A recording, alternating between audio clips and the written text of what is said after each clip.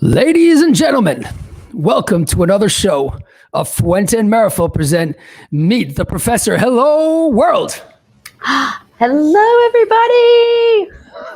Hey, Jeremiah. Hi, Mel. How's it going? Jose, Melanie, how are you? And how was your week? Mine was fabulous, as always. I think keeping it always upbeat and always good things coming in 2021. How about you guys? Well, had a great week, and I still have one more week to go. So next week, Meet the Professor. People will see what I will smoke after approximately 75 days without smoking. The 24 days in the hospital was painful, but the 75 days, 2.5 months without smoking. What's the best like? I don't know. People are betting all sorts of things, but I'm going to give everybody a surprise. So don't. I'm going to change it around. Who knows? Well, you better smoke a good cigar so you don't end up back in the hospital, Jose. Yeah. Melanie, your background has completely changed. This is great. I see an Arturo Fuente cigar sign, a poster. Where are you? I am at the fabulous Hollywood, Florida Swanka Cigars. Or in Hollywood, Florida. And for those who don't know the shop, it is absolutely amazing. And so is the owner, Anna. So thank you very much for allowing me to be here. And Miguelito. And oh, yes, absolutely, Miguel. The best or nada. The best or nada. All right, ladies and gentlemen, we're going to have a hell of a show for you today. The problem with the guest is that his name is as complicated to say as my own name. So anybody who's able to say Meerapfel will be able to say Borysiewicz. And Jeff, please do correct me if I got that completely wrong. Actually, the way you said it is the way they say it in Poland and the Eastern European countries. So you made it sound very nice. I like that, very posh sounding. But we say Borysiewicz here, but Borysiewicz sounds really good if you're over in that part of the world. Well, actually, I am in that part of the world, so there you go. That's why I like the way you say it. Jeff, it's a real honor to have you on the show today. Jeff is a giant in the cigar industry. This man has so much to tell you guys. He has been active for many, many years in our industry, has achieved great things. I'm not going to spoil it and not going to give it all away right now. I also know he's adventured in all kinds of businesses, but maybe it's the time to bring in the professor to start shooting his questions. Professor. Jeff, it's great that to have you. Guys. Jasper, this is the show already. Jeff and I go way back. I've known him for many, many years. And I've worked with him basically with all the companies that I've been to. Jeff, it's great to have you here on the show today. Thank you for inviting me, Jose. I look forward to this, and I've said it 100 times over. I'm so glad that you're here and we're doing this. So God bless you, and I'm glad, happy for you. Well, thanks. It's a lot of prayers and things like that. Jeff, you were born in Chicago, correct? I was. Why I So I'll just was get with Jose. I'll give you a quick one on that. So I was 6 years old when I moved down, when my parents moved down from Chicago to Florida, and I thank my dad. You know, he passed away last year, but I really thank him for having the courage to uproot from a business that he owned up there. He had a gas station, service station, fixing cars, and a tow truck, and a snow plow, and all that good stuff. But man, I tell you what, if he didn't have the foresight in 1974 to move down to Florida, you know, there's just so much more opportunity in this state, and so I'm glad that he made that change. And I love Florida. This is one of the greatest states in America. So so thank you, Dad, for doing that. Jeff. Do you remember the first cigar you ever smoked? I mean, we all start with, kind of crappy stuff, but what was your real first premium cigar that you smoked? Well, I'll start with the crappy stuff because it was my sister's wedding, and it was like probably, heck, I was probably 24 years old, and one of my cousins from Chicago was down, and he whipped out a big 5-pack of Swisher Sweets, and so we were right there on Church Street, across from Rosie O'Grady's at the time, and smoked a Swisher Sweet, and believe it or not, I thought it was all right, so I didn't know any better, right? And I think I graduated from there to a Grenadier.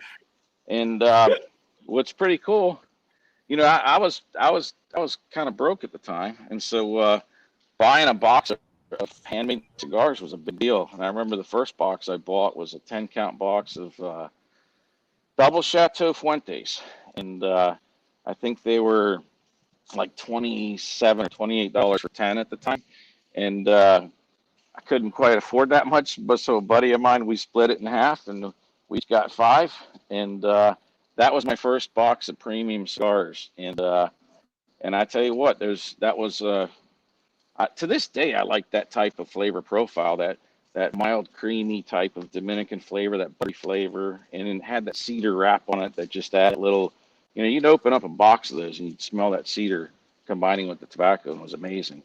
And after that, my second box of cigars, I brought one. I brought it out for the show actually, because you remember Pedro Martin from Tropical Tobacco. Of course. All right, so Pedro, uh, he had a guy in Orlando that was selling cigars out of his house named Richard Viernes. He's an old Cuban guy, and buddy and mine would go, and we'd split a box of those.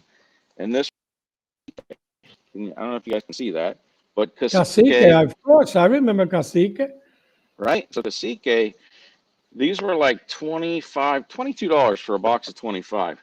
So my buddy and I would put in $11 each, and we'd have to thumb wrestle over the extra one for when you're trying to divide 25. But that was, that was kind of how I got started. And from there, my passion grew like most people. You just start exploring, you start smoking a lot of different cigars, and you figure it out that this is a wonderful business with a lot of different types of. I mean, people walk in our store and there's thousands of cigars, and they're always like, how can there be so many different cigars? Well, they're all different. You know, each one is like a different chef in a different kitchen, making their own little special dishes. So I was hooked, and I loved it, and the passion, I got to tell you, Jose, the passion hasn't died. I mean, that was probably 30 something years ago when I had that. And to this day, I look forward to, just like today, smoking this Opus X from who knows when, from one of the Toast Across America packs. And this, I don't know, it's 10, 15 years old, but I was excited to smoke it. I mean, the cellophane on it is like as brown as an oatmeal cookie. And anyways, I love it. I still love it every day. Let me ask you something. What gets you into go retail business? What inspired you? What was the thought behind that? You know what's interesting? I have a lot of mentors in this industry, people that I look up to, and Tom's Bob friends about Thompson's. He had a hell of a business. I remember when we started, right? Yeah. Remember during the boom, he had his big boat over there in Mexico and his private jet flying guys out there and stuff. And I'm like, Bob's got it going on, man. And so he was a mentor, and actually, believe it or not, was Johnny Moore's Bass Pro Shops. I'd watch what they would do, and it's a funny story how Corona Cigar started. I was a mechanic. I ran an automotive service center with my father and my sister. I was ASE certified and all those good things, and I loved doing that. I was really good at it and enjoyed it, but it's hard work, and I wanted something that we could grow on a national scale. So I'll never forget this. There's this guy that used to work for Goodyear Tires. We used to sell Goodyear Tires, and he was always in the businesses. These, you know, phone card sales and all kind of crazy stuff, right? So I told him about a mail order cigar business. He goes, Jeff, guess what? I got a set of tapes. You know, at nighttime they would have these things, these infomercials, like, hey, how to start a mail order business. Send in, $50 and you get these set of cassettes. So he had this box of cassette tapes and he gave it to me and I listened to it. And I started Corona Cigar with a catalog that I sit there and made myself. And I ran little tiny classified ads and like an Orlando Business Journal and Golf Digest and things like that. And that's how I started. So I didn't start as a retailer with a store. I mean, my store was actually an old Sony stereo cabinet at the auto center with a humidifier in it. That was the first shop, if you will. Guys used to laugh when they come to the auto center to come get an order from Corona Cigar. Like, what the hell is this? And so anyway, that's how I started. And but you got to start somewhere. And so it was really based out of my house. I'd get done working all day at the shop and sit there and pack the orders and ship the orders. And used to use a company called, remember you see those commercials called 1-800 like operators are standing by? So they had this thing, you'd have an 800 number and you would call and the operators would answer the phone. They'd answer Corona Cigar Company. It made it sound like we had a bunch of people working for us when really I was the only employee. So anyway, that's how it started, and they would fax the orders to me, and it was a ton of work, but listen, it worked out. So I love it, and I don't know, I just have a desire to work and make things happen. I still have that desire. So I'm going to ask you a question. In your opinion, why do so many retailers fail? Because they run it like a hobby instead of a business. Number one, without question. That's my advice to retailers. Because the problem is that it's not really a problem. It's just like a bar, believe it or not. A lot of people open a bar because they want to go drink, and when you have a bar or a cigar shop, you have to remember you're the owner, not the customer. And so a lot of guys like cigars and like, I'll just rent this space and have a cigar shop. And then they sit there on the chair like they're a customer all day instead of working. And that's okay if you're doing it for a hobby, because some guys do it. They retire and they want to have a cigar shop. So if you run it like a hobby, it's going to be like a hobby. But I never got into the business as a hobby. I got into it. I was laser focused on what we were trying to do. And so, and like I said, we have 4 bars with incredible whiskey. I mean, we've got some crazy stuff in there. We have some whiskey at $70,000 a bottle. But Jose, I've never smoked them, or I've never drank them, because they're to sell. And so you don't want to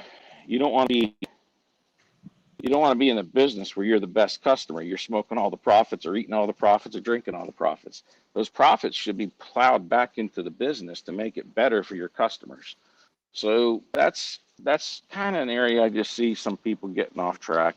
But listen, there's a lot of guys that got it figured out now too, and this industry is a great industry, and there's plenty of people out there that are looking for great cigar shops and want to enjoy cigars in a nice place. So I'm bullish on the industry. There's tons of opportunity in it, but there's this. It's like these guys that are big bodybuilders. They didn't get there by not working out all the time or something. There's no pain, no gain. It's the same way in business. You got to work it and willing to make a lot of sacrifices. And once you get past the hump, meaning the hump of enough income to make it into a real company, you got to make sure that you you balance your time in life to spend time with your family and your kids, and make sure you're there for your kids when they grow up and things like that. So there's a lot to it, and I love sharing with people. Any questions they have on that, I love to be a mentor to anybody that wants to just ask how we did. The American dream should be alive and well. It is alive and well, but we can't. You'll never achieve greatness if you're always thinking you're a victim, or you're not. The system's stacked against you and you can't make it. You can look past that. If every obstacle comes at you in life, figure out how to get around it. I say, a lot of times, I say God puts hard obstacles in front of you to make you better to get past it. And if it was easy, everyone would do it. So anyway, that's just a little tidbit from me. No, I mean, you've worked your ass off to get where you've been. You know that for many, many years, everybody wants to sell, whether it was the first shop, the second shop, third shop, and now the beautiful shop you have in Temp. I'm going to ask you that. What bothers you the most about a salesperson? I don't let them bother me, period. You control that. If you can let sales guys bother you, right? But you always say, do you act or react? And you want to be, if you need to have a buffer between certain, um, it's here. Let me give you a good example. It's like, no one wants to be the bad guy, right? And there's a gazillion brands introduced every year. But a lot of guys, hey, they want to sell you a brand that's really not ready to be in the store, at least not in a store like ours, because this is a perfect example. When someone's introducing a new brand, the best thing for them to, in their mind, needs to be, why would they buy this new brand over an established brand with a reputation? Let's say like an Arturo Fuente cigar. So unless you got something that's gonna get past that and get a customer to pick it up,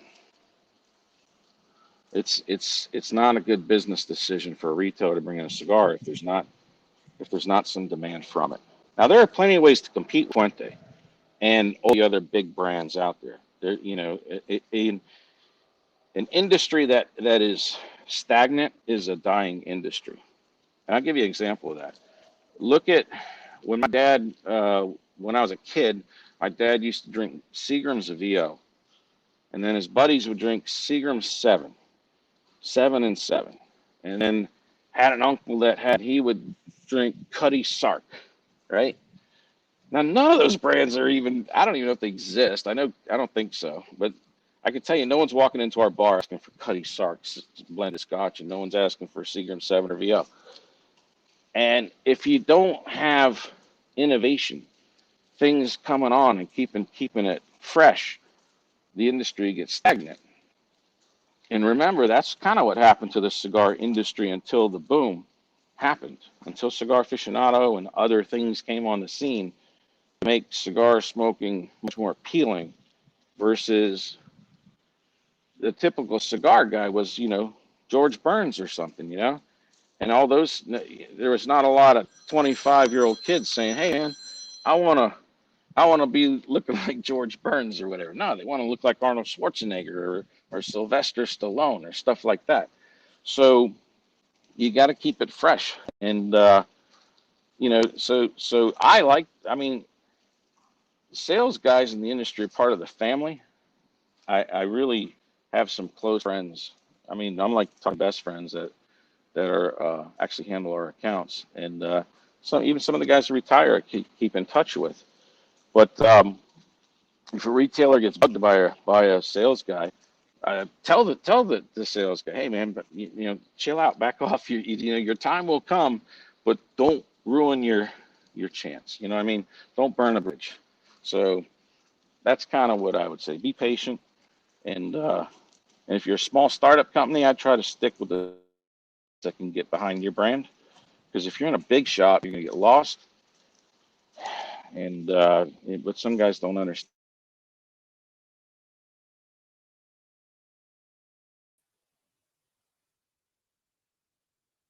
I think we lost Jeff for a minute.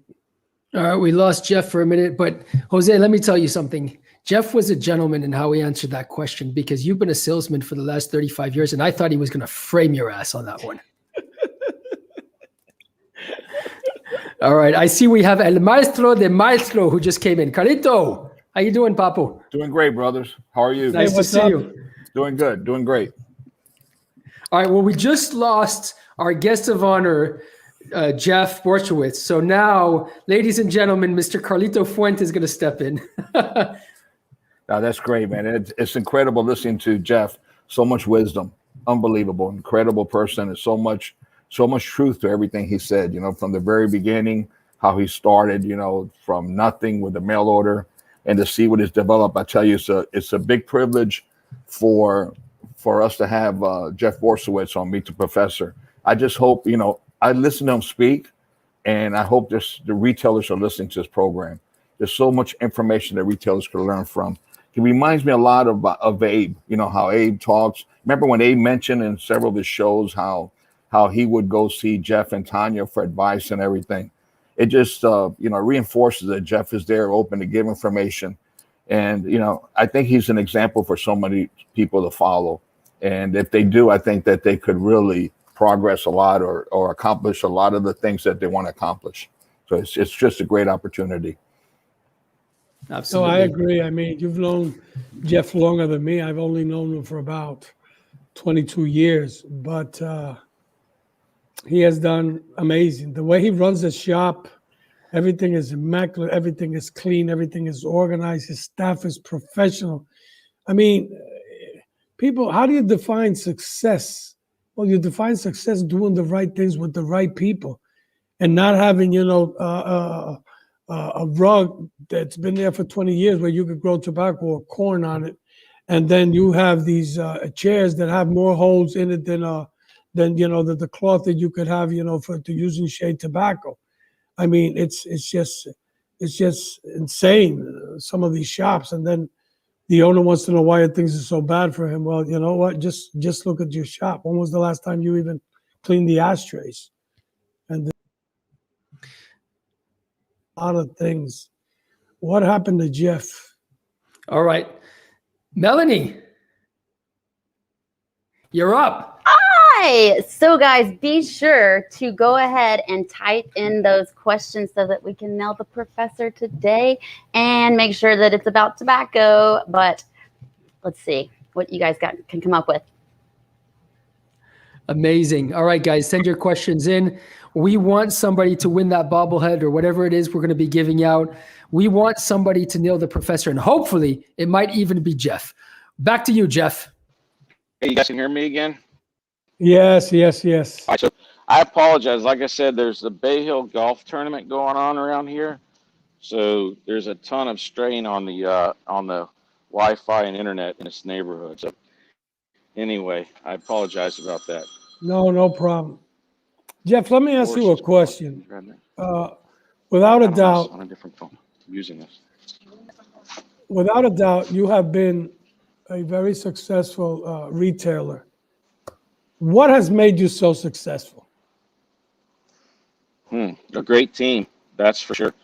A great team of employees, and having a wife that's not only supportive but active. But at the end of the day, you got to have a great team and a great structure.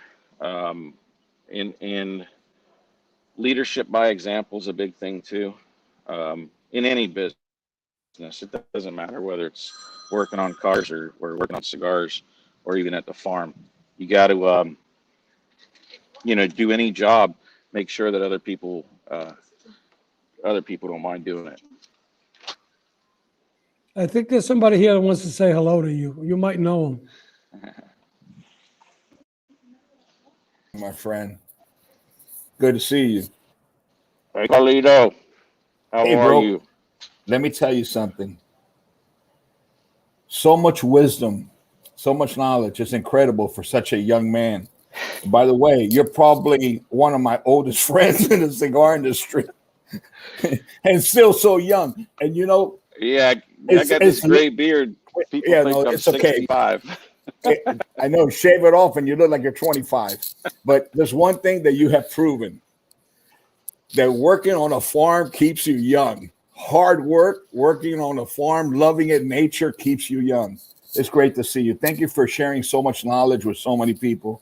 It's just incredible from the very beginning how, you started in the business and what you developed. You and Tanya, of course, with her support, and just all the information that you've given. When you were off the show for a second, I was on and I was telling Jeremiah and Jose that I wish that every single retailer would listen to this show.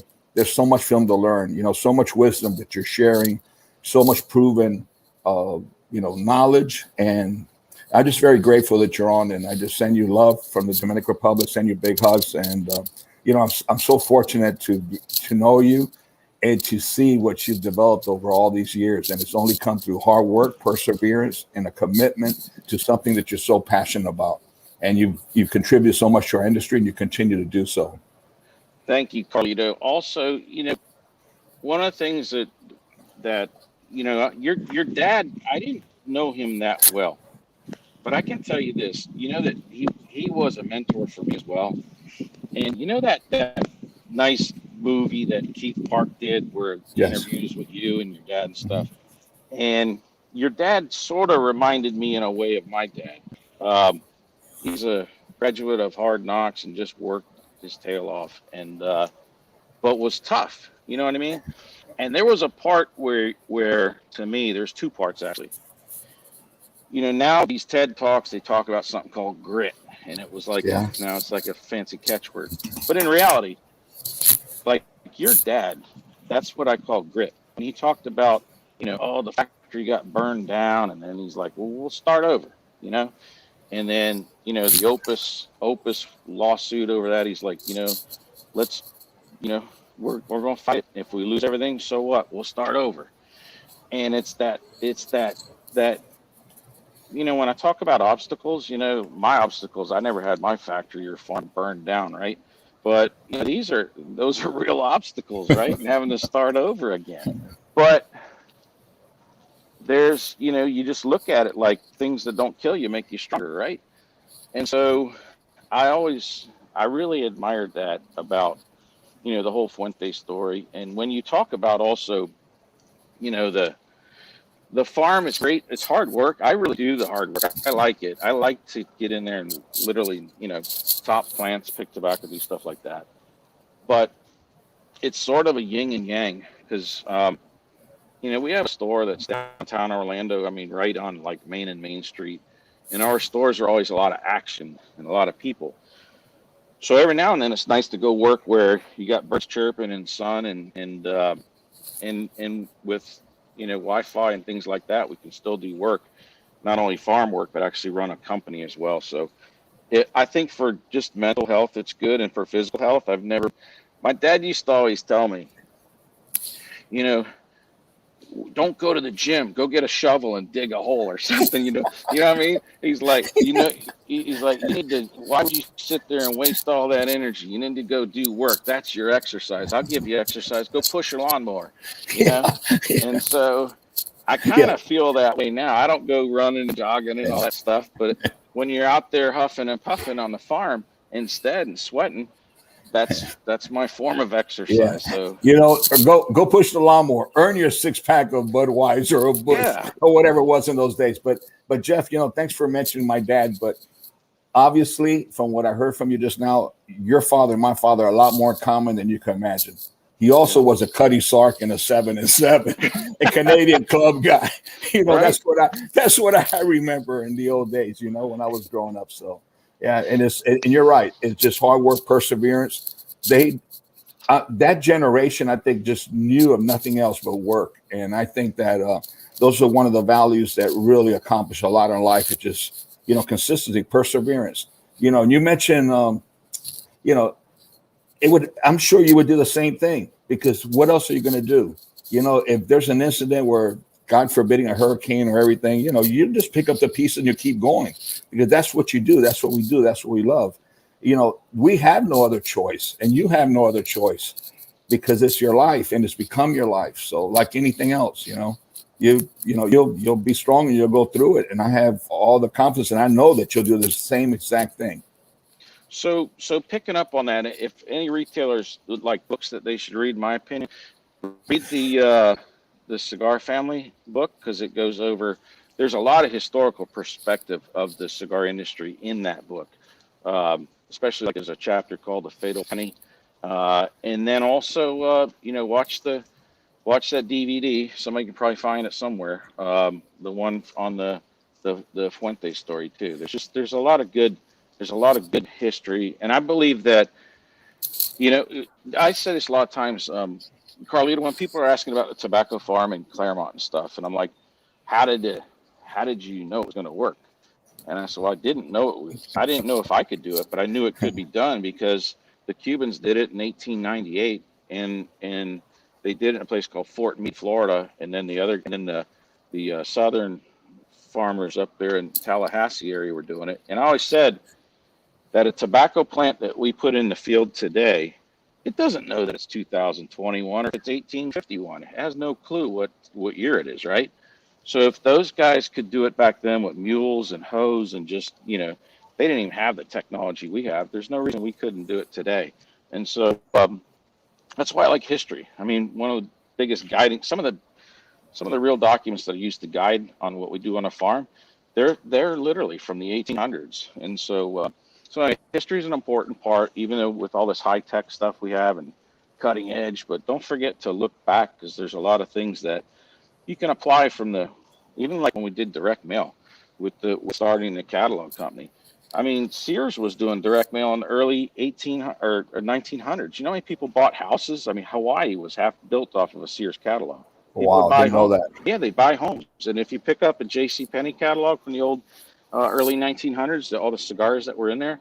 So they were doing mail order cigars 100 years ago. Wow. Fascinating, really is. Without a doubt. Jeff, I would like to hear your thoughts on CRA. We've got a lot of industry people on the show, a lot of retailers, a lot of media guys. CRA has done a great job. It hasn't done better. We have to be honest, doesn't have more money. But why do you think so many people that are cigar lovers do not join the CRA? What are we missing on that? And all of us here, we've done our share of efforts to get people to join CRA. So, I mean, I've been involved with CRA from the start, and so that was always a challenge. It was always a challenge. I mean, when Keith Park came up with the idea for the Freedom Tour, it was brilliant, and a lot of money was raised. I mean, we did an auction at our store that night. Matter of fact, Carlito, your dad bought that CAO guitar that all the manufacturers signed and things like that, and we made, we were able to make money doing events like that. But the problem is, there's putting on events or promotions are really expensive. If you look at like what Ducks Unlimited does and what NRA does, there's a lot of marketing that goes into it, where it's not necessarily gift with purchase, but I mean, they do all kinds of things. Every year NRA raffles off a truck, like a Ford F-150 or something like that, and then there's a whole slew of other prizes where second place is a bass boat, third place is a collection of guns, and there's just so much marketing that goes into it. And I believe that what the mindset of the consumer is, I really feel that for the most part, not all, but for the most part, it's like, let the manufacturers fight the fight, and let some of the retailers fight the fight. The retailers really have to do the statewide thing. And again, if there's any retailers listening, you've got to be on front and center on your state and local stuff, because a manufacturer doesn't pull as much weight as a retailer when it comes to state issues or city or county issues. For example, the biggest threat we have, besides the federal stuff, on a local level is smoking bans, where cigar bars become illegal, or where you can't smoke in a cigar shop. And a lot of times that's done on a local level. And so when a city council looks at that, they really don't know who the Fuente factory is in the Dominican Republic or J.C. Newman in Tampa, well, they might be in Florida, but let's say if you're in a different state. But they should know who XYZ retailer on Main Street is across from the burger, the Burger Fi and next to City Hall and things like that. So because in their mind, they got to picture it. If they don't picture it in their mind when you're explaining your business, they have to know where this place is, and then they start thinking of who are the people that visit it, right? And politicians, for the most part, are somewhat weak when it comes to pressure, whether it's political pressure or any kind of speaking out against it. And they cave most of the time because they only hear one side of the argument. They're going to hear it from the health groups or the big anti-tobacco, like tobacco-free kids have tons of money. They recruit students and stuff to go in there and go to your city hall, go to your county commission. But you can take on that group of 50 college students that feel like they're doing some extra credit for their degree or something. But when you get the business guy and says, hey, listen, I own this store and it's right here and we've been here for X amount of years and no one comes in that doesn't want to smoke cigars and we're part of the community, and it makes a difference. They think about later those 50 kids that were over there complaining about it. They're the same people that are writing emails asking for donations for cigars for fundraisers and charities and things like that. So if you at least tell your story, that's 99% of the battle. But the battle never ends, and it hasn't. What's funny about it is we think that all these problems that we're dealing with tobacco taxes and regulation are something new, and they're not. One of the first taxes that was enacted to pay for the Civil War was the tobacco taxes. You'll see, I've got tax certificates from the 1800s, like they're on the wall in my cigar room. They're from 1878, 1879, and it was the stamp that went on a cigar box, and those little stamps were on this big sheet, and on the top of the sheet was this beautiful artwork. So it sort of looks like Cuban artwork. It's got a lady in a dress and everything, and she's posing with barrels of bourbon.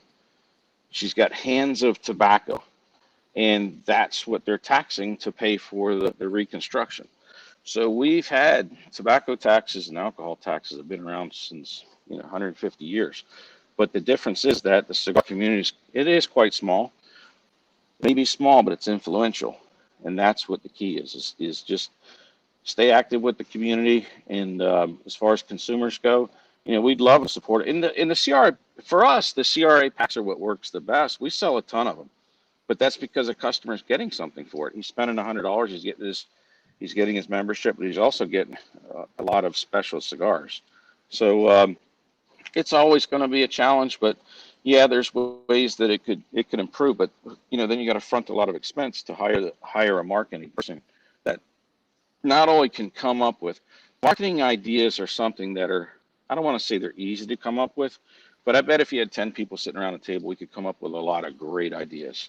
The hard part is executing it, is actually doing everything you think of, because that's the hard work that's involved. So anyway, I think that is a challenge, and it's always going to be a challenge. And I wish I had answers of how to get past it, other than suggestions.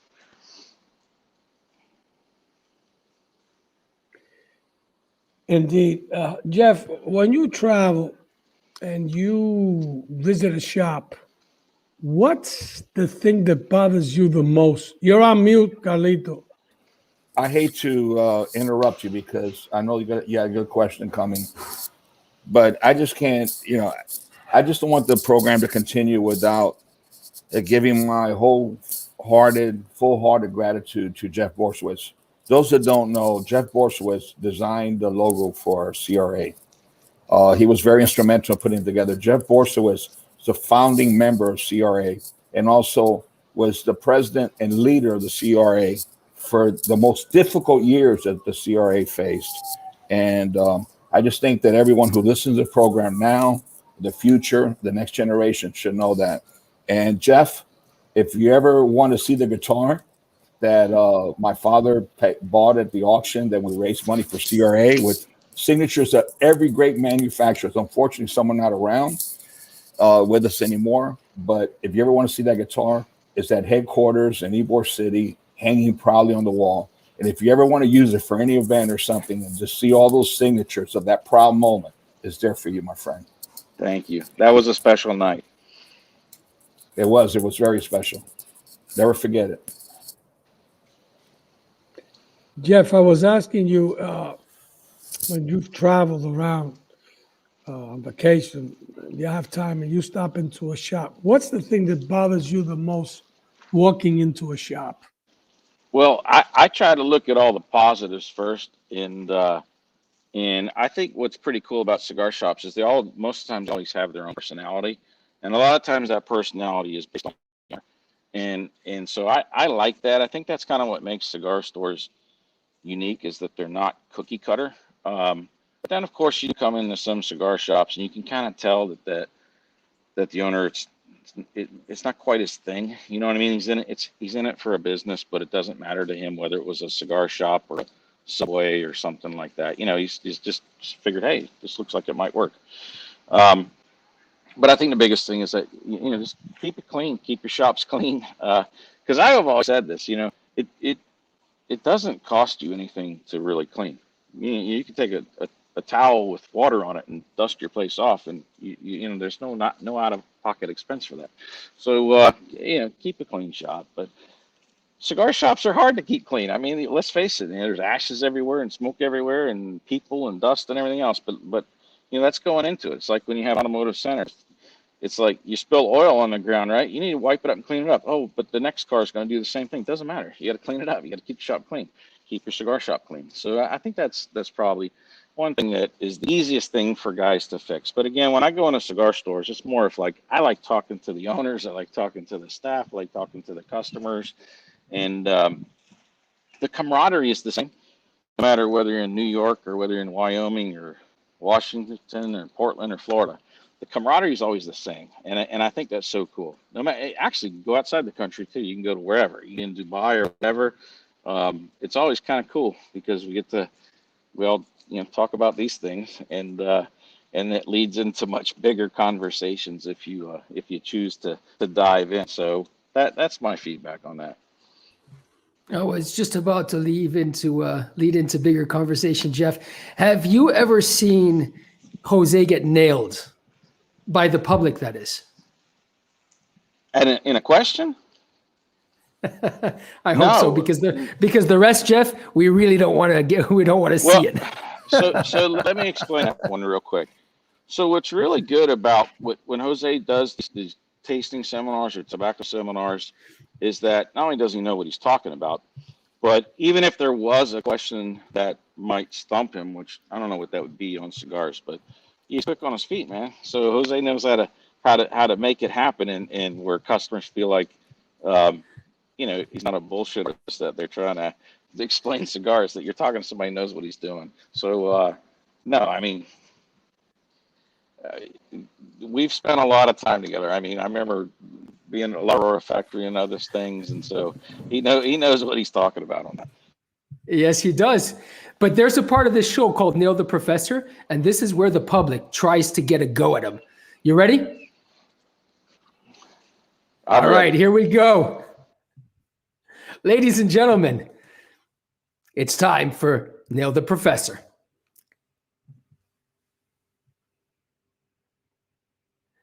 Melanie, you're up.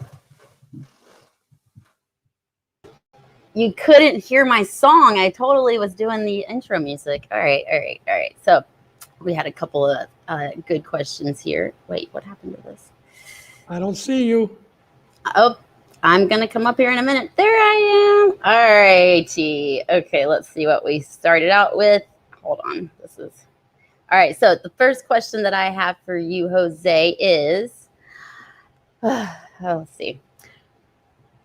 Querido Maestro, does that make sense? What non-typical black air-cured tobacco seed variety is Fuente growing in Nicaragua? That's Nail the Professor. If I answer that one, I get a pink slip on Monday, and Carlito says, "Get the F out of here." Another technicality. No, that's one that I would say, no hablo inglés or any other language. Well, it Okay, sounds like they might to- know the answer because they gave you a hint. Well, Melanie, no hint there. to Jose's defense here, Yes. this is industry secret right now. So we're not going to be able to ask that question, or at least we're not going to be able to answer it right now unless Carlito chooses to. But that is nowhere near nailing the professor. So whoever asked that question, get your act together and ask something which we're allowed to answer, will you? That's like asking the formula for Coca-Cola. I thought Alex was your friend, though. He was the one that asked it last time. Oh yeah, Was that Alex? Yeah. Yes. Of course. All right, Alex. No way. All right, here it goes. What is the differences in Corojo? Okay, that's a good one. Okay, I'll explain this. Corojo, people hear Corojo. Where did Corojo start?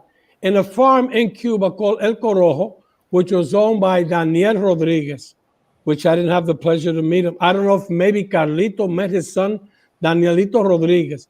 But Corojo, from all the old timers that I've talked to, they said that was the best seed ever that Cuba had. Now, it did have a problem, and that's why Corojo 99 was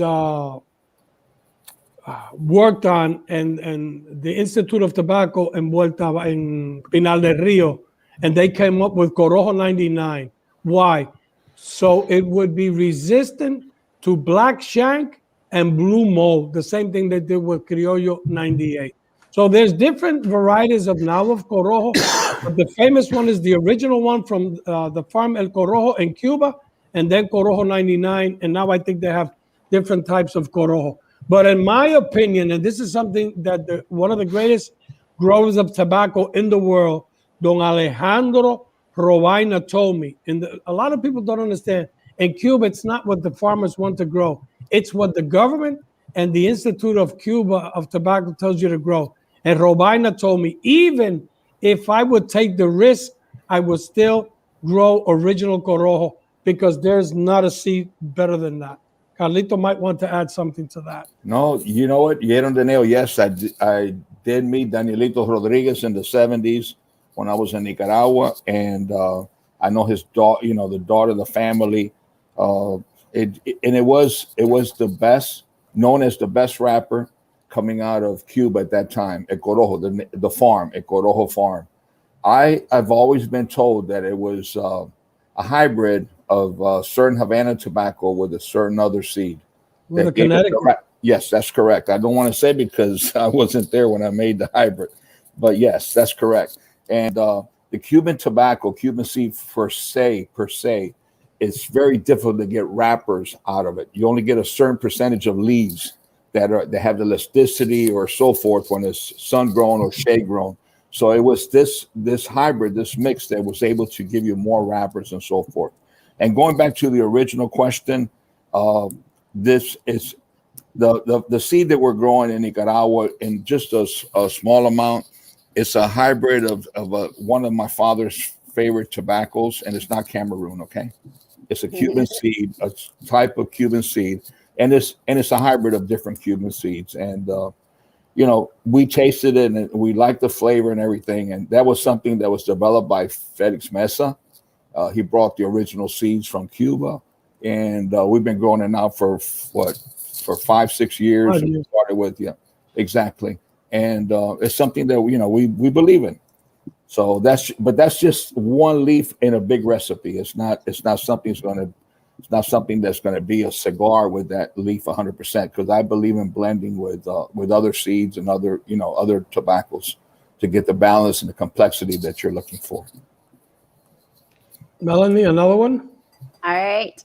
Does the yellowing of the cellophane take some of the flavor as it absorbs the essential oils away, I guess? That's a good question. There's a lot of theories about that because a lot of people do not like to leave the cellophane on the cigars. I personally don't leave cellophane on it. But it's the essential oils, I would say, in my humble opinion, you see some of those cigars, like the one that Jeff just pulled out. It's a Fuente from the TAA that's not even yellow anymore. It's like a dark brown. So you got to understand that a lot of the essential oils, but also it depends if you use cellophane or if you use propyleno. There you Like go. Well, exactly. And I like to add to that. It's very, very important. Cellophane comes from the trees. It's natural. It's a petroleum product. It's natural. It comes from from nature. And cellophane, you could literally rebury it and will decompose. Cellophane shrinks. Cellophane has pores that breathes. It does not retain 100% humidity. A cigar could breathe. And cellophane is very important also to retain those oils. So this is the question you got to take to a laboratory and ask a scientist over, and that's my father and my grandfather, and everybody's going to have an opinion. Does the cellophane help or doesn't help? That's an answer or a question that no one will answer. But what you see when it yellows is because cellophane naturally decomposes. Cellophane, you get a cigar with cellophane and you put it on the dashboard of your car and the sun's hitting it. That cigar will go just like this, with cellophane, without cellophane. But I think cellophane is important for the following reason. When you walk into a cigar store, and this Jeff Borysiewicz, I think he's still listening, and cigar lovers have a tendency that they want to touch and squeeze, smell and squeeze and this and that, but you can imagine, I don't know where that cigar lover put his hands, if he was scratching himself because he had an itch or he had a runny nose when he touched that cigar. The cellophane protects the cigar till it reaches the consumer. It's like when you go to the cleaners, you don't want them to hand you your clothes just without any cellophane covering. It's just something to protect it for shipping and so forth. But I agree, myself personally, and I think a lot of the real knowledgeable people understand that when you remove the cellophane, you let the cigar breathe and you put in your humidor and so forth. Everyone has to have a humidor. It's very important. It allows the cigar to blossom, to come to its own. So I think cellophane is important for shipping. Cellophane is important for presentation. But at the end, I think that a cigar really, really comes to life when you take it out of cellophane, let it rest for a while without cellophane. All right, for those who have just joined the show, we are speaking about cigars. We are not speaking about Melanie's dress. We are speaking about cigars, just to make sure, okay? I'm not seeing the questions. I don't know what they're asking, but I know that if my name wasn't attached to it, I know what question I'll be asking. Yeah, everybody's going, well, what's yellow and that we have to grab and squeeze? So we're talking about cigars. Oh, my God. All right. Totally Switzerland. It's broadcast out of Switzerland, Jeremiah. Look what's happened to Como, okay? Oh my God. That's oh my God. All right. Any more questions before we hit the hot spot? Oh my God. Cut, censor, cut. Oh, come on. We just got started here. Wait till our friend Rich gets on. Then it's really going to be bad. Jeff. All right. All right. Any more questions for the professor? The show's getting better and better every week. I like it. Yeah, we just kicked Jose off the show. It's going to get really dirty now. All right. So, Melanie, any more questions for Jose? I just have one more. It looks like the Cohiba Bahiki uses a Medio Tiempo leaves. Is there a non-Cuban cigar that uses the same part of the tobacco plant? Medio Tiempo. Yes. Medio Tiempo. This is for you. Yeah, a lot. Look, this thing about Medio Tiempo, it depends who you talk to be honest. And I don't know about the Bahiki. Be honest. Look, to be honest, it depends. I've talked with a lot of the old timers, and a lot of people will say that the Medio Tiempo is from the Corona. That's true. That's correct. Some people say they leave it a little bit more. I've heard at least three versions of the Medio Tiempo. It's the Corona. And to be honest, there's people that use it a little bit younger. There's people that will ferment it and age it a little bit longer. But to be honest, I've worked with medio tiempo, but to me, I also believe it's the quality and the type of tobacco. I personally, with my little knowledge that I have about farming, I do not believe that all types of tobacco or plants, you could have a medio tiempo. I don't think that you could get a medio tiempo from a broadleaf, my personal opinion. I think it's more piloto cubano, habano, those things, but Carlito's more of an expert than I am on this. No. I'm not an expert. I'm just going to tell you my experience and share with you my experience. Medio tiempo is a Cuban classification for a texture of tobacco. Tobacco is measured in textures from the bottom of the plant to the top. And when you get to the corona, there are certain leaves of the corona that are ligero, and there are other leaves that are more, they don't have the stretch. They're thick and they're bronco. They're almost like cardboard, tough. And those leaves require an extra amount of fermentation and work and so forth. Those were classified in those days, if you want to call it medio tiempo. Sometimes people just get them all together and put them and sell them as ligero. You know, people who are in commerce of tobacco. But medio tiempo is a term, a Cuban classification of a texture of a leaf, which usually comes from the top of the plant. That's what I mentioned, the coronas always. Those are the thickest parts of it. Correct. Okay. We're learning here. I love it. I have one small little question though. Is there anything that you could pull? Can you pull the essential oils from the plant and use them? Are they beneficial on any kind of health aspects because it's still plant oil type situation? You just nailed all three of us, Melanie. Okay, are you talking about tobacco or weed? Which one are you talking about? Huh? I'm sorry. Which plant am I talking about? The tobacco plant. Are you tobacco? No, I love it. I don't think so. You're like a cat on its feet, Jose. Just let Melanie be happy about the fact that she has 3 grown men sitting across for her, going. It's hilarious. What the hell are we going to answer this one? All right, you try to work your way out of this thing, Jeff.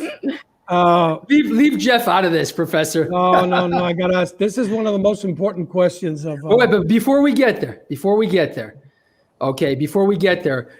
we've just had Nail the Professor, but now it's Jeff's turn to sit in the hot spot. Ladies and gentlemen, ladies and gentlemen, welcome to Melanie's hot spot. Melanie.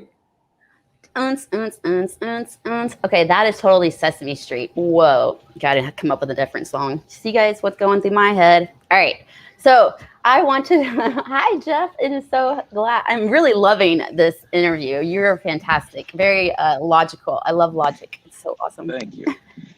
So I was going to mention one little thing, though. I liked how you talked about you talked about how reading books, and then, of course, your father was like, no, get out there and do all the hard work. And I was actually watching this new thing about Lincoln, and Lincoln was actually, was told to be doing all the hard work. His mom passed away, so his father actually went out to go find a new wife, and when he found this woman that brought home the books, he was all into the books, but his father was constantly telling him to go dig a hole or to go, help the cattle or do something. So I thought that was a lot of history. Like you said, the history is fascinating to be able to see it.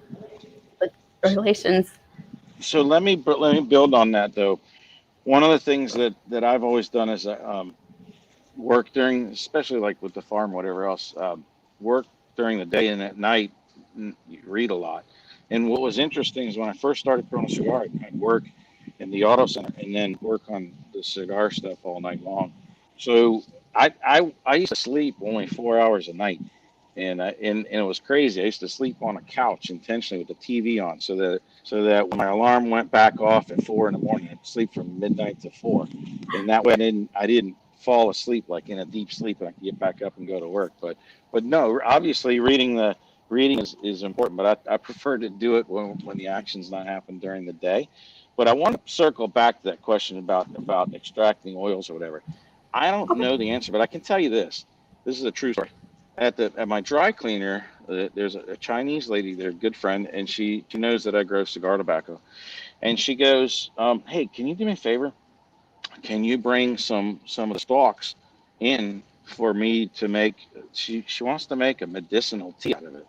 So I do know that there's some sort of ancient Chinese secret, if you will, where they use they extract the oil or something or make a tea out of it, and she says it's for some sort of herbal remedy. So that's true. And then I have had people email me here in the U.S. asking me for the stalks as well from the plant, that they want to extract oil from it. So I have no idea what they're wanting to do with it, but I can tell you that there is some sort of maybe that's something to do a homework project and see what's the ancient Chinese tobacco oil extraction thing used for. Or actually, next time I go to the cleaners, I'm going to ask her. So I'll find there out you from go. that one. Please. All right. So here's some quick questions for you then. All right. So the first one that I'm going to ask you is, what is the worst pronunciation that you've ever heard of your name? And you have to pronounce it. Most of the times people, they don't even get to that point. They look at it and they stumble and they stop at just B. And so I know when to rescue them, so I've lived with it my entire life. So I don't even know that, but I you can tell when people are struggling. So I just say, yeah, that's me, Jeff B. So that's it.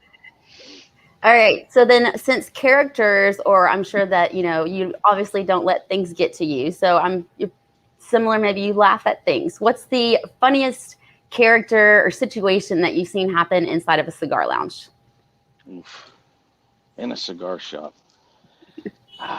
That's a tough one, because you know what? What's weird is that when you're, at least for me, when you're running a cigar shop and you've got alcohol and employees and people and the public, you're always looking for the things that happen that I mean, let me just tell you, this is funny, but it happens. It has happened. And where somebody smokes a cigar that's too strong for them, and literally they can fall down. I'm not kidding you. I swear it sometimes it happens, man. I've not seen that happen, but that's I have, where you're literally having to, because the guy's passed out, because not in a good way either, cold sweating and pale and everything else, because they tried something that somebody told them was excellent. They never had a cigar before. Next thing you know, they're gone. So that's more not a funny story, but that's a true story. So that actually happened to me on the Professor Show once too. Right? So imagine being inside somebody's cigar shop and you go down or something. It's not good. But anyway, that has happened. All right. What strange habit have you, or did you have as a kid? I can't say I had one. What's your favorite topping on your pizza? Oh, that's easy. Meatballs, mushrooms, pepperoni, and bacon on it. So that's my combo. You can put onions on there too. Oh my gosh! All right. So, which fictional character, Disney character, would you marry? Wasn't there a Donald Duck that was a female? Yes, Daffy Duck. Is. Yeah, I'd hook up with Daffy. I like that answer. It's great. All right, one more question. Would you rather date a stupid person or an ugly person? Oof. Well, what's the other character, or what's the other good parts about the ugly person? I mean, if it depends. I guess they say beauty's only skin deep. So if it's a longer term relationship, I want somebody I want to be around.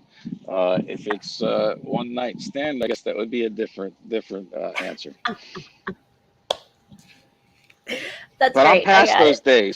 Those days are over for me. I'm happy with my my choice in life. Awesome. Well, thanks for playing along. Jeff, you have been the most honest person we've ever had on the hotspot, and I'd like to congratulate you. I'm going to make sure that I send you a little figurine or even an inflatable Daffy Duck for your birthday. So make sure that you make sure that you get me the postal Daisy address. Duck. Is it Sorry. Daisy or Daffy? I don't know, but I know there's both of them. But I think it's Daisy. Sorry, Just I got that whatever wrong. you do, be careful with the beak. She looks cuddly with the little feathers and stuff, you know. I mean, I don't know. Bro, now you're scaring me. You have a farm, you like being a Daisy Duck. This is where us Europeans start getting nervous, What, you're Amazing. nervous? Well, what's the other choice? A rat? I don't want a mouse. Come on, man. We put traps up for those. Amazing. They're princesses.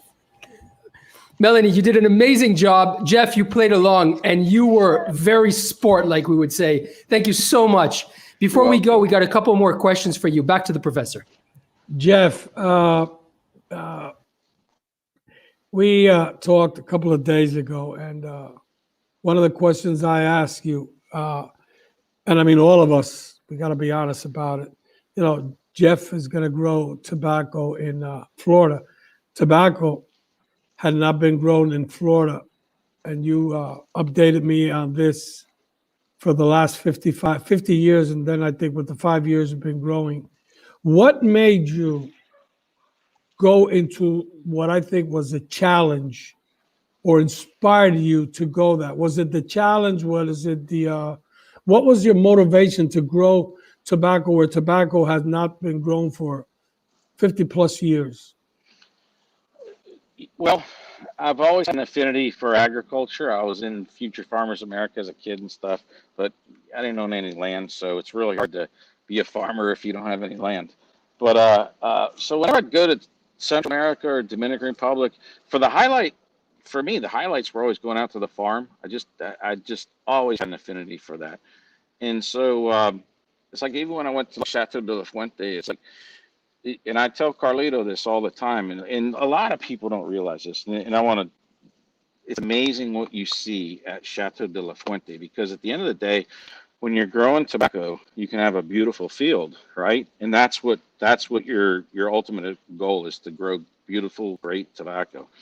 But when you go to Chateau de la Fuente, it's like, I remember as a kid going to Disney World, and one of the things that always stuck out to me is you're driving into Disney World, they'd make these topiaries. They'd carve the plants into Mickey Mouse and all these other great characters. And it's so pretty. The whole drive up to Disney was an experience, right? Well, Chateau de la Fuente is like that. And so, you have those Cuban royal palms and these, all the painted stones that make up the logos and everything else. And none of that produces tobacco. None of that is like part of the the product, the crop, if you will. But I'll tell you what it is part of. It creates an environment of quality. So when you see that, and the workers see that, you're putting pride in the place. It's reflected in the tobacco that comes out.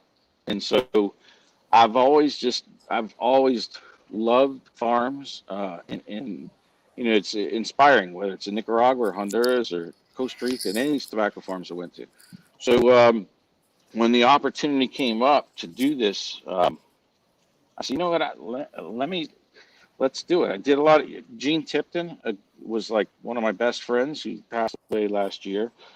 He's a country boy. Gene Tipton's, and he's been in the industry forever. The guy's was literally in the cigar business since he was 18 years old. And Gene was always like, Jeff, they used to grow great tobacco up there in Quincy and Gold. And it's literally like a couple hundred pages of nothing but interviews of people that were growing tobacco, the families, the people that worked on the farm, people that owned the farm, the brokers and everything else. And so that was an inspiration that we can do that at our farm. We're not that far from Quincy, and they used to, and also again in Fort Meade, which is actually south of our farm. So we knew Florida could do it. There was a history of doing it. It was just a matter of somebody doing it, because you can't do it on a commercial scale to make money. That's why no tobacco was grown. 1977 was the last crop, and there's reasons for it. It's a good example is that if it costs you $15 an hour for labor, a farm here, in the other countries that grow it, it's going to cost you less than $1. So if you do the math, it costs you 15 times more money to grow 100 pounds of tobacco in Florida as it does in another country. Now, if you took, let's say, filler that's $8 a pound in Central America and multiply times 15, you're looking at over $100 a pound. And now, and I knew going into it, this wasn't going to be something that would make money, but I wanted to do something to bring it back. Sort of like what Drew Newman has done at the little of J.C. Newman in Tampa. Hand rolling cigars in America is very expensive compared to hand rolling in other countries. And then the other thing that happened is that we don't have any guys that know how to do it anymore. There's a lot of skill involved in it. And the guys that used to grow tobacco in Florida, they're all dead or they're really old. So I'm like, let's bring it back in a small way. And if you take the money out of the equation of not wanting to make money on it and just to do it, and that's the mindset we had. And I just wanted to bring back an ingredient that had been gone for a long time. Because let me tell you, there is an incredible history between Cuba and Florida. And it really goes back to Tampa and Florida. And it really hit home for me when I went to Cuba a couple of years ago. I was at the factory. They call it the I think they now call it the H. Upman factory. But on top of it, at the very top, it says Cuesta Rey Cigars, which was interesting. That's when the factory was in the early 1900s. In Cuba, on the wall in these factories, they sell cigars. They have a little shop in there too. And on the wall, literally, they had old Cuban artwork that says Havana and Tampa. Literally, it was an artwork part of a thing. And then when I was talking to the Cubans too, they'd ask, when I said I'm from Florida, they go, where? And I'd say we're in Orlando and we have a store in Tampa. When you say Tampa, their eyes light up a little bit. This is really incredible. And again, it goes back to history, because when Cuba was getting its independence, fighting for its independence, its own little revolutionary war against Spain to get its freedom, the same way we had the American Revolution to become a United States of America instead of a colony of Britain. Well, it was America that got involved in that battle. We were their ally when they sunk the American ship in the Havana Harbor. That's when Americans came and supported the Cubans. And it's amazing that the generation of Cubans today, they not only taught that story, they remember it. So I just find that to be really special. And I hope that one day that there'll be commerce again between Cuba and the United States on a legal level. And for me, one of the dreams is to kind of just bridge that little bit of history of having, Cuban and Florida tobacco done once again. Because I always say cigars are there's a reason why, Indians were smoking a peace pipe, and they would, tobacco's always been used as a bridge even for conflict, right? Not only for celebration, but it's always been something, that's why people use that term in politics, backroom smoke-filled rooms and stuff in a negative view, when really it's in a positive view. What happens is if we had these smoke-filled rooms today, they just passed a bill yesterday. It was right down party lines. Not one Republican voted for it. And in the past, when the Republicans would do some, not one Democrat would vote for it.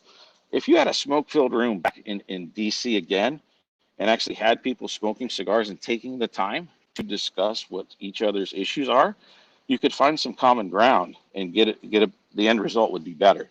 So anyway, that's kind of a long answer to the whole thing about growing cigar tobacco. But there's a vision. I have a vision of what tobacco means to me and what it's played its role in history, and why we got to keep that going. It's very important to keep these little things going. And I say all the time that, I fight really hard to make sure that the cigar city of Tampa is remembered as the cigar city of Tampa. It's part of the history. And so when we talk about saving the last cigar factory in Tampa, I always use the analogy. It's like saving the last car factory in Detroit or the last brewery in Milwaukee. there's a reason why it's called the Milwaukee, Brewers and things like that. This is part. There were cities in America that were founded on certain things, and Florida was really, besides cattle, that's another big industry. But tobacco is in our DNA of this state, and we want to keep that. And I can tell you, we are keeping it. It's well received. That's why we get a lot of press. That's why the news likes to run stories about cigars. Even after the Super Bowl, they were doing interviews about the Super Bowls, the guys celebrating in Tampa smoking a cigar, and Carlito makes those beautiful Opus X footballs, and thank you, got one of those, and I just think that that's what it's about. That's what it's all about, and we want to keep that chapter in history going in Florida, and I'm probably one of the few, if not only, guys that's willing to do the work of literally, it's a lot besides the money, it's a lot of work, right? Because I do a lot of the work, and to just keep that going, and it's special, and that's why I did it, and it's worked out. We're really happy with the leaf that comes out of the farm. It's unique, and yeah, I'm glad we did it. Sorry, Jeff, here we go. I'm off mute now. You just made my job incredibly difficult. You're there speaking about something which is beautiful, full of passion and dedication, and explaining to a large number of viewers out there something which is really important. And I need to transition to Rich's part of the show, which is basically saying a horribly dirty and stupid joke. Why have you just done that to me? It wasn't intentional if it was me. All right, we'll come back to you in just a second. Ladies and gentlemen, it's that time of the day where Rich Myberg is going to give us, what do you call it, a horseshoe joke? I don't know, whatever it is. Before we get to Rich, I need to say, this show is broadcasted out of Basel, Switzerland. Whatever horrible things that Rich might talk about now, however dirty it might be, remember, there's a different legal system, and we are allowed to speak differently back in Europe. All right, ladies and gentlemen, time for Rich is Right.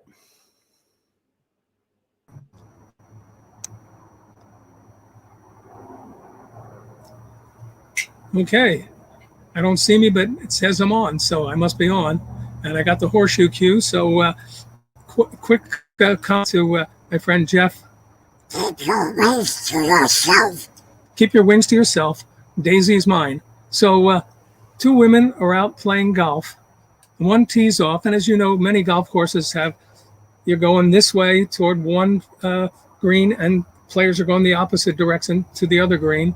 And two ladies tee off, and one shanks the ball so bad it goes across her fairway into the next and hits a guy, and he grabs his hands together, rolls, holding his groin, and falls on the ground, rolling in agony. And she rushes over across the golf course and says, "Please, allow me to help. I got to apologize, but I'm a physical therapist, and I know I could relieve your pain if you just allow me to do that." And he says, "No, I'll be okay." He was in obvious agony, and she lying in the fetal position and still clasping his hands at his groin. And she finally says, "Listen, just let me do this." So she gently opened up his trousers, reached in, and put her hands inside. She administered tender and artful massage. After several long minutes, asked, "So how does that feel?" He says, "That feels great, but I still think my thumb is broken." So that was it for me. Horseshoe in. Jeff, glad you're here. I'm the smallest tobacco grower. So, all right, that was quite good. Thank you very much, Rich. You're welcome. Jeff, one last question from my part. Retail, farming, cattle. What's next for Jeff? For Jeff B.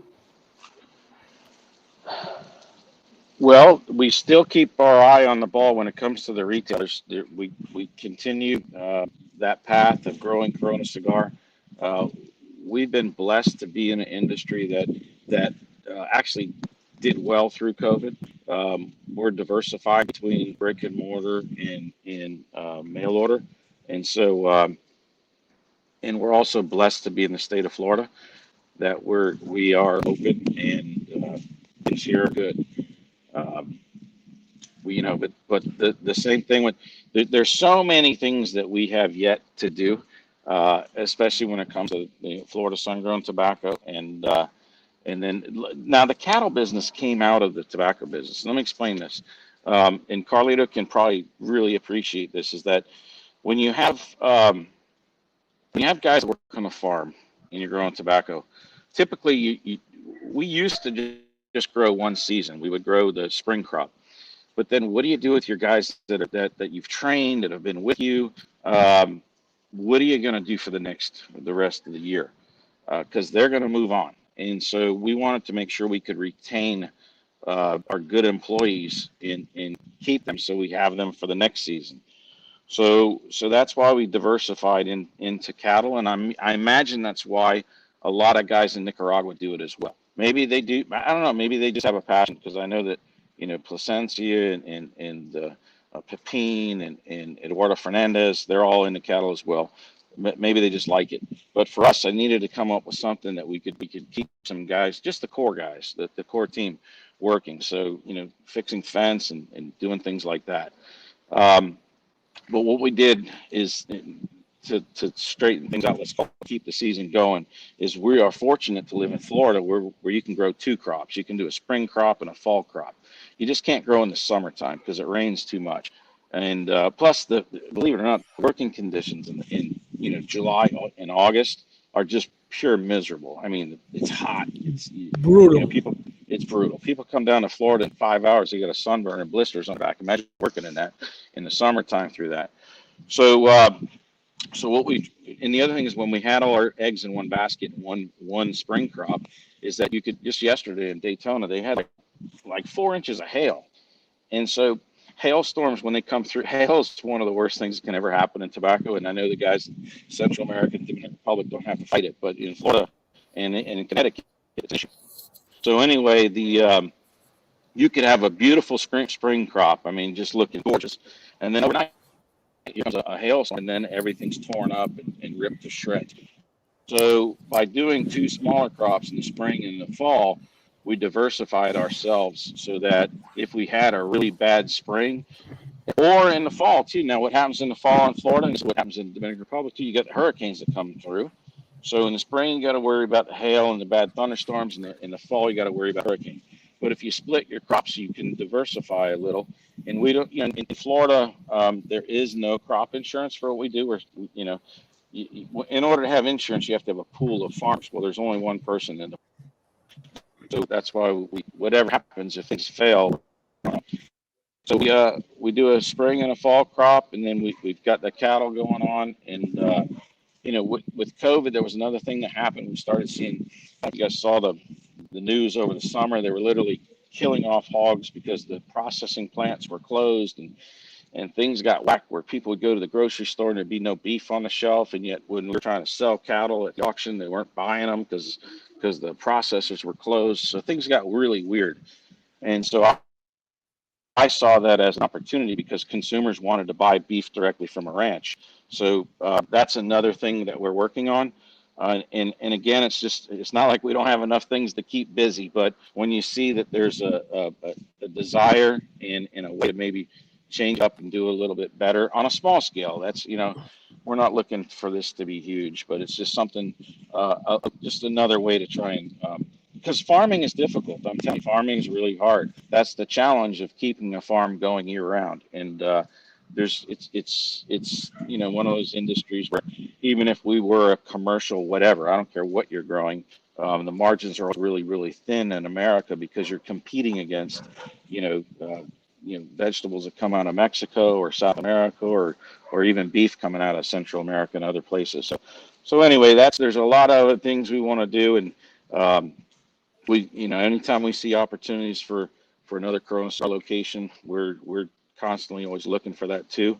And that's perhaps, as a retailer, I can tell you, location is probably one of the most difficult things that can happen to open a retail store, because not only you got to have a great location, but you got to look at a lot of the factors. You know, are there residential apartments or condominiums upstairs where somebody, after you dump, you know, $2 million into a store, somebody says, "Oh, I'm smelling cigar smoke," and next thing you know, the landlord says, "Hey, you can't smoke cigars there anymore," or, you know, city council says you can't smoke cigars there, and or if you're trying to have a bar, it's got to be a certain distance from a school or a church. There's so many things that has to be right. So anyway, long story short, there's tons of directions that we focus on, but we try not to get too off track by doing too many things. But there's and it goes back to the balance of all this stuff, but yet maintaining a balance for your kids too. My kids are still in that young age, and you got to make sure you spend time with the family and the wife and the kids and everything else. So balance is key, and it's just all I can tell you is that in the cigar business, I've seen a lot of guys that age well. You know, one of my best friends was Abe. He lived a very full, wonderful life and died at a ripe old age. And I do believe that I've watched people that retire and then their final years of their life aren't that good. And so what I've seen in the cigar business, whether it's, you know, I could go down the list of, you know, from Carlito's father to Padron and others, or even Zeno Davidoff, cigars, going into the office. I'm not saying it doesn't feel like work, but you like doing it. You like doing it. And that's gives you a reason to get out of bed every day and have a positive outlook on life. And you meet so many wonderful people. So I just see it as your journey through life. I'm not so sure there's another business as good as the life journey of being in the cigar business.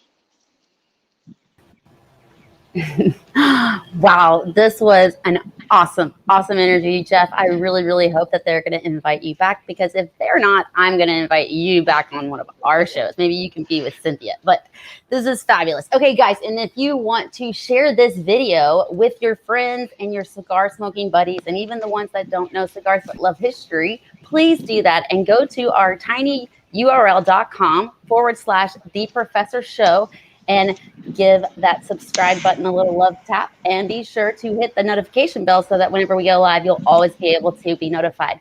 Plus, we have a Facebook page, facebook.com/theprofessorshow. You can also hit the bell and be notified anytime we go live. Now, most importantly, I want to make this known.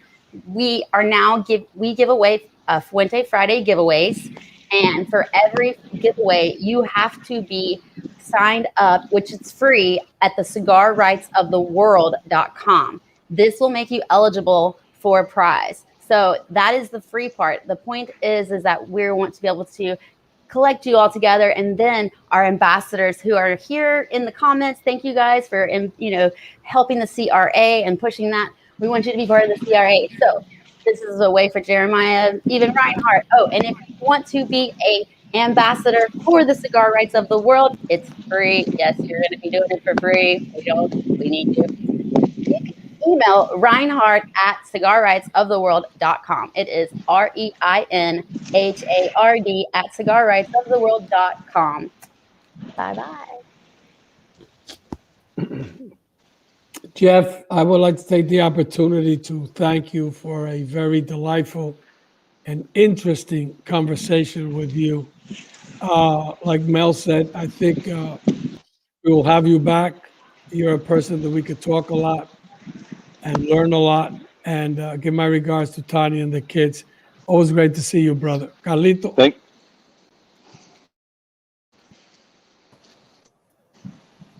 Jeff. Wow, I wish we had another hour in this show, man. It's amazing. Listening to you, I just wish that it was the other way around, that you were the elderly statesman. I was the younger generation to learn from you. Honestly, I listen to you and I hear someone as if they were a fifth generation born in Ybor City. I am so touched with your knowledge of the history of cigars, the history of Florida. It's just incredible. And I think that is a message the world must know. And your experience with how involved you've been with politics, hands-on, painstaking, suffering. I know what you've gone through because you're always there, and you've always been in the forefront. But I never expected a young man who came into the cigar industry, who became one of our most, well, I'm going to say one of our best friends in the industry. I never expected him to take the challenge of growing tobacco and to do this in Florida. But I want to say more than that. We know that the great cigar, the American, uses your tobacco. I've smoked your tobacco. I want to use your tobacco. Not because it's grown in Florida, because it's fucking good. It's damn good. And when I smoked it and I tasted it, because listen, I know Florida tobacco, Quincy, Candela, and this and that, and it goes back to the 70s and the 60s and so forth. You know, you get this thing about Florida, but when I tasted that tobacco, honestly, if you told me it was grown in Nicaragua or Dominican Republic, I would have believed it. It tastes good, it's delicious, and what you've done for the industry with pain, with sacrifice, we know it's not easy. And I'm just saying, man, you know, I'm very grateful that there's a young man in this industry, Jeff Borysiewicz, who decided to fight for all of us and bring history back and defend history, because I really believe in that. And you do too. It's about going back, going to the beginning of history and seeing the things. And what you and Tanya and, you know, what your organization has done has been larger than anything that anybody ever expected from a young man who's doing this, you know, the call in this little call center with mail order. It's incredible. And at your age, you know what? The goals are endless. And I know you'll continue to contribute to the industry, continue to do well, and be a leader to all of us. And what you do, which I take my hat off to, what you do, that you're an open book. You share your knowledge, share the passion that you have to all others. That is priceless, my friend. And I am so proud to know you. I'm so honored. And besides the football shit, okay? I know. Besides that, you're a hell of a nice guy. You're a great guy. You and Tanya, I love you, and I'm just so grateful. And I'm so proud and I'm so happy for you. And I'm looking forward to the day that I can blend this cigar with sun-grown tobacco, because it's good shit, man. It is good tasting tobacco. And for that, I take my hat off to you, my friend. Thank you for Thank, being on. thank you, Carlito. You're like the Godfather of cigars now. You're the next generation after your father, and it's kind of weird. Is that I've always had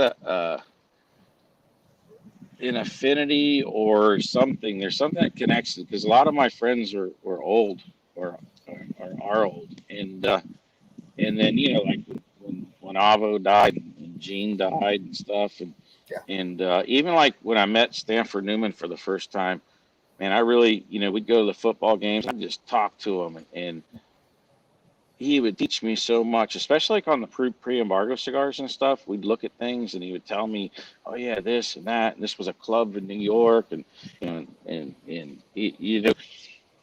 there's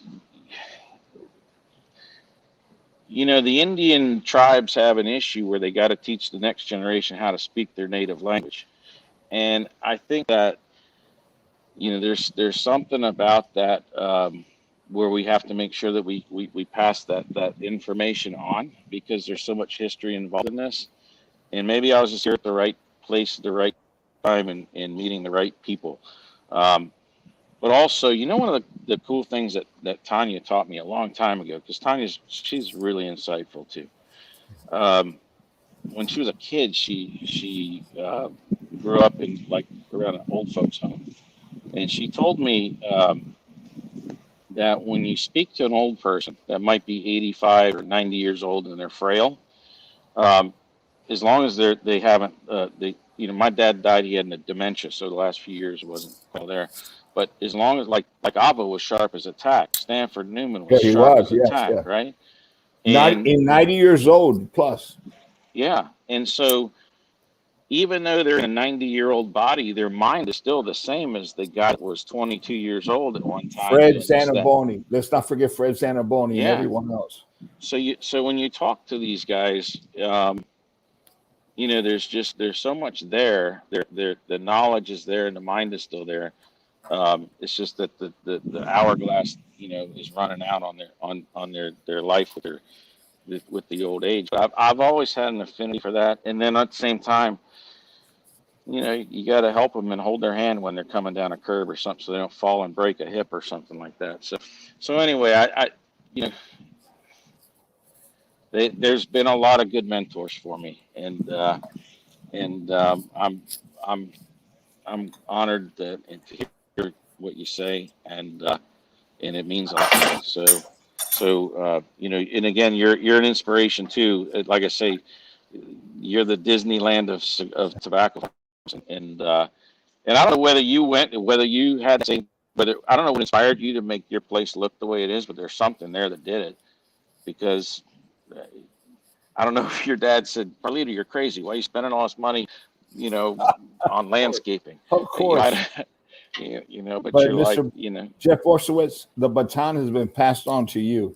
You are the voice of the future, and I know that you're going to continue to help others and bring those give those a support that need the information. And I just very grateful for today. For this Sunday is a very special Sunday for me. I will go back and watch this program many more times, and I encourage everyone. And I would ask everyone to watch this program. It has been really amazing information, so much education, and so real. And this is what it's all about. It's about the heart and soul of what motivates us all, the love and the passion for the leaf and for people. We can't forget that. You do this. You said it so many times in different words. Everything you do is you do it for people. You love people. You want to give people the best of yourself. You want to make sure that everything you touch is clean, everything you care. And if that is the magic formula, which you have proven that works. And all I can say is that I hope I'm around for another 10 years, 12 years to continue to see the growth of your family, your organization, and all the goodness you bring to our world. Thank you, Jeff Borysiewicz. Thank you, Tanya. Thank you to your whole family. Thank you very much. set the bar higher than 12 years, Carlito. You got another 25 in you minimum.